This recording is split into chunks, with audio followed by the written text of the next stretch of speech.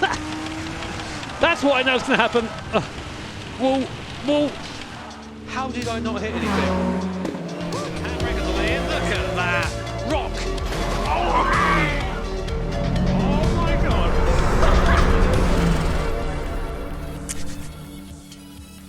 Isn't it? Can you even hear that?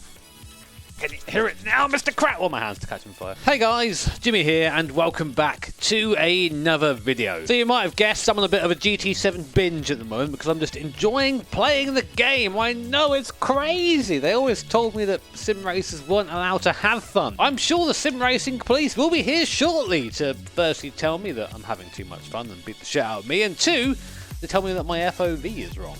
Why do you have to be mad? But screw it, they're not here yet, so we're going to play some more GT7. Now, recently I did a video in the rain in a AE86, and it was a ton of fun and I really enjoyed it, but I think in that video we didn't actually do a lot of extreme wet running because the track kind of dried up towards the end.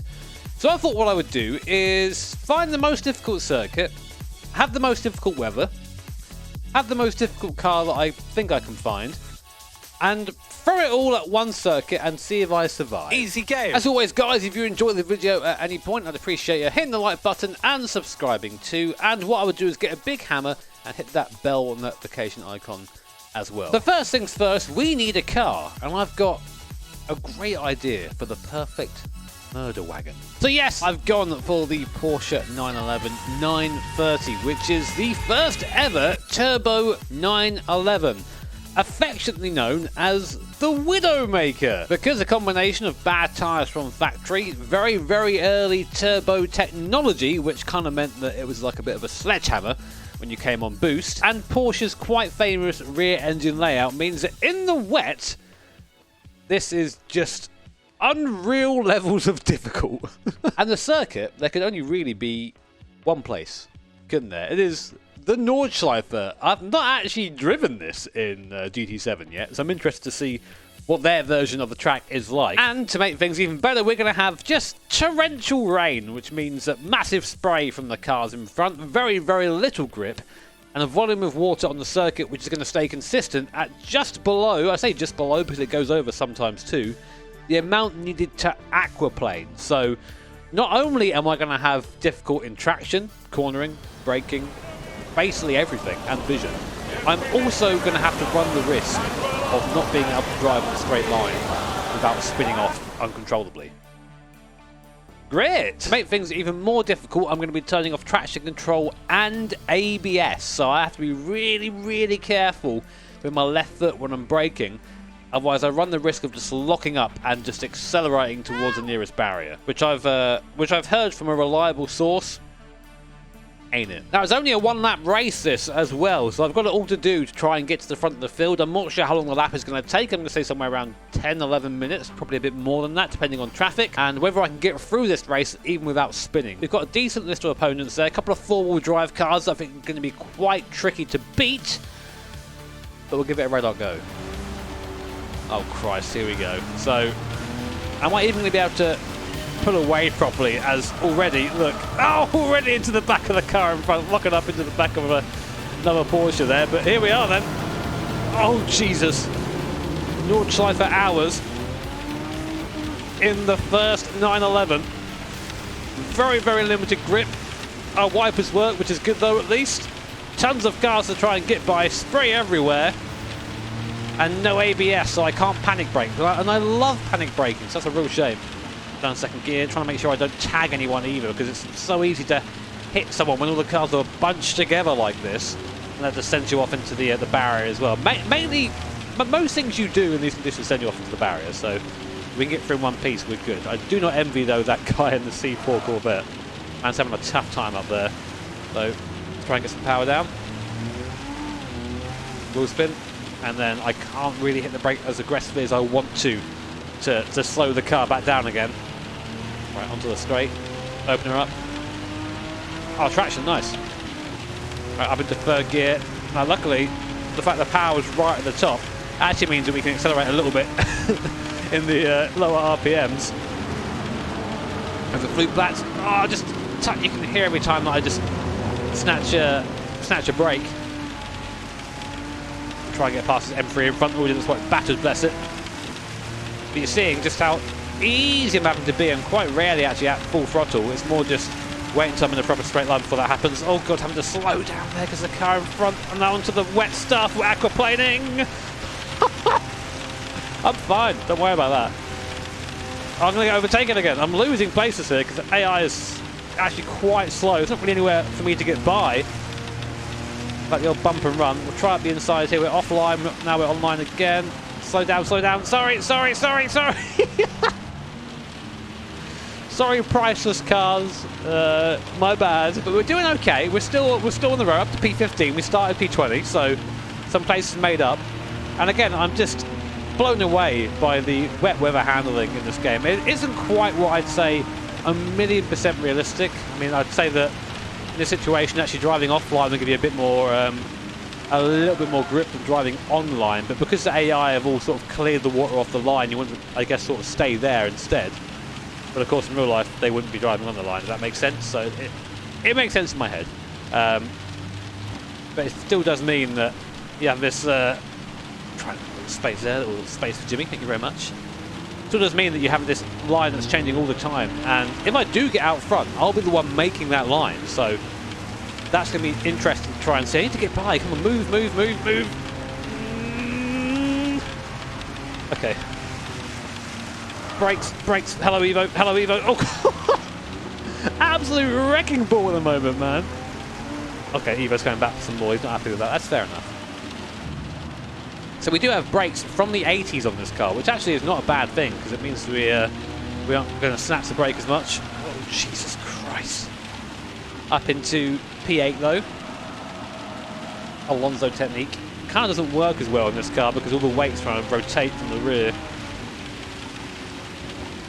This little section here, really easy section in the dry, in the wet, just treacherous. Now it's miss, hit, miss. Let's see if I get anywhere near any of these corners. That's a miss. There's a run over apex. There's a drift. Yep, I'm pretty sure that's fine. Nice and easy down the bottom here. But this car really is not enjoying these conditions. Like, this is the worst car I could think for this, outside of maybe some sort of old muscle car. But even they, you know, not the rotation, the coming around mid corner is a lot more predictable than this.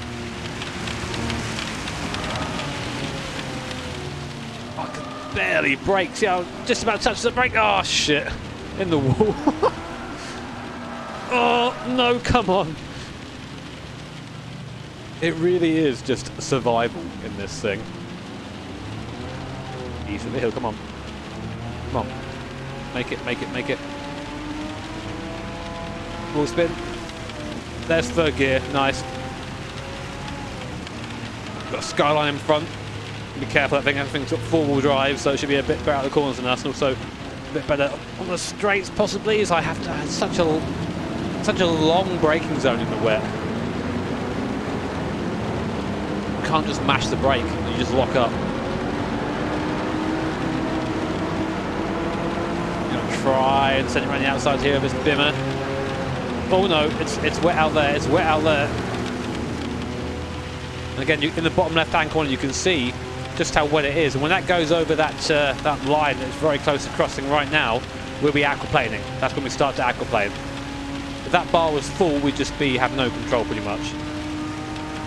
So think of it as being at 1/3 grip of what you'd sort of usually expect, and it really is a challenge. We're up to P3 though, so we might have the possibility of getting to run a little bit on our own at the front, and you'll see what I mean by making our own path, because it'll be absolutely zero grip anywhere, as opposed to now where we're just on the edge of there being a little bit.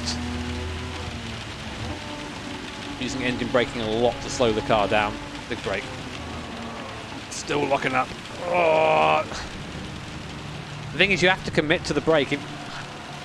Lifting off the brake obviously will stop locking up, but it means you just don't slow down, so you're in this weird position where you're like, I want to stop, but I also don't want to hit the barrier at the same time while trying to stop. So that brake was a bit aggressive there, but I think we got it okay. I dare not use first gear.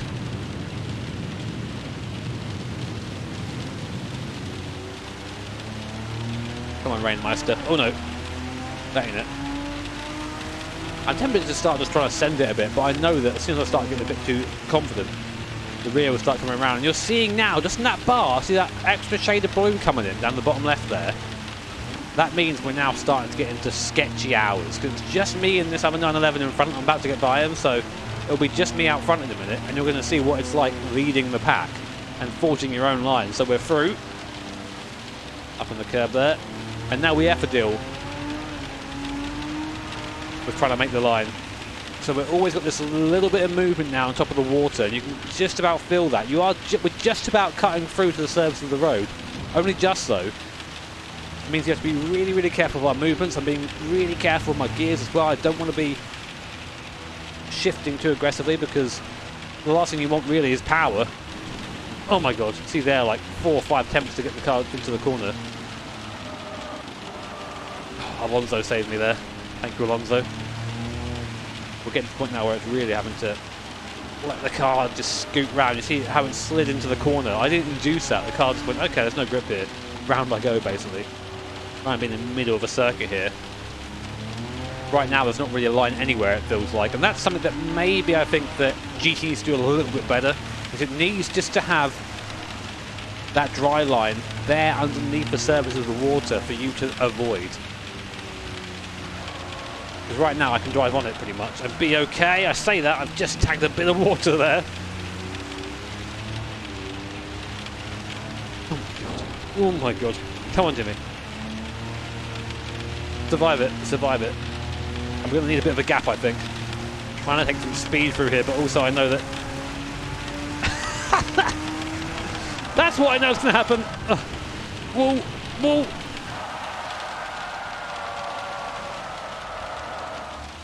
Oh, I didn't hit anything. How did I not hit anything?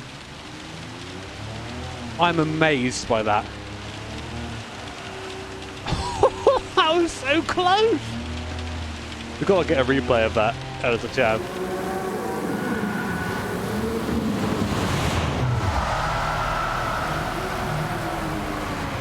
So somehow managed to keep my Porsche out of the wall. No idea how, although it's been in the wall already, to be fair, on this lap. And now we come onto the straight. Now this usually would be the easy bit, but the higher the speed we go down here, the more likely we are to start getting aquaplaning and start just basically skating across the surface of the water. So we've got fairly skinny tyres in the car, so hopefully we'll break through, but we'll see. Right, just trying to find a bit of circuit on with the least water. And I'm on top. No, there's a lot of water over there. There's no dry bit. The AI behind seems to be doing a better job of finding it than I am. Oh my god. This is treacherous. There's a little bit of a dry bit there, but holy shit.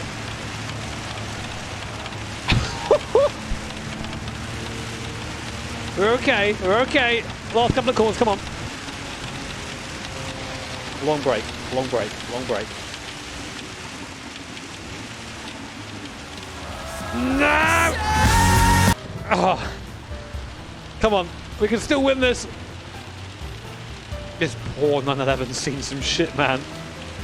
But that, guys, I think is the most difficult thing you can probably do in GT7.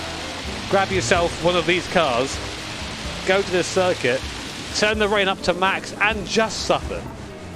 I love a bit of suffering. So yeah, guys, I think we did a pretty good job of finding ourselves a difficult combination. That Porsche in the wet was, as you could see, a bit of a handful, and I'm not sure if any of the corners are actually pristine after that. Sorry. But if you can think of anything more difficult in GT7 for me to do, then feel free to let me know in the comments below and I'll give it a go and maybe succeed. Probably not though, judging by today. If you enjoyed the video, as always, I would very much appreciate it if you just take a second to hit the like button and subscribbly-woo as well, and also smash the bell icon with your donger. A big thank you to my Patreons and to my channel members. Thank you all so much for supporting the channel the way you do. Take care, have an awesome day. I'll see you all next time.